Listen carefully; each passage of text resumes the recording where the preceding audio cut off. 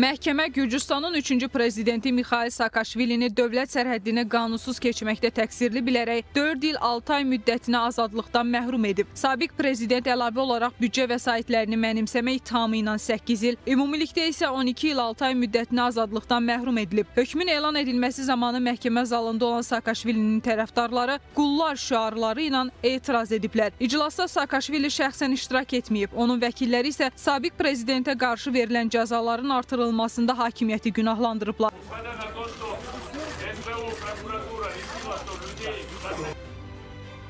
Gözlədiyimiz kimi qərar sifariş əsasında qəbul edildi. İttihamların siyasi motivli olduğu məlumdur. Hökumətin əsas mesajı ondan ibarətdir ki, onlar hakimiyyətdə olduqları müddətdə Saakashvili siyasi əsarətdə qalmalı və azadlıqdan məhrum edilməlidir.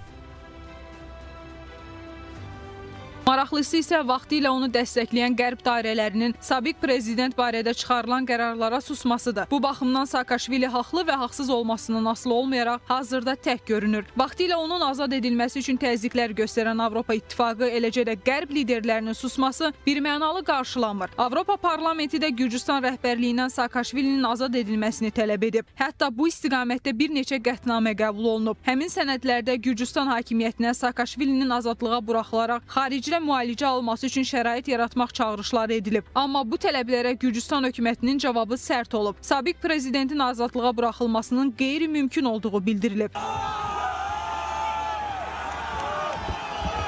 Saakashvili qətiyyən demokrat deyildi, lakin o nə üçün mübarizə apardığını, eləcə də cəlbedici bir ölkəyə sahib olmağın, gəncləri geri qaytarmağın, dövlət sektorunda insanlara düzgün maaş vermənin nə demək olduğunu bilirdi. İndi Rusiyanın təsiri diqqətə layiqdir. Əgər o həbsxanada ölürsə, onun Avropa İttifaqına göndərdiyi mesaj tamamilə sıfırdır.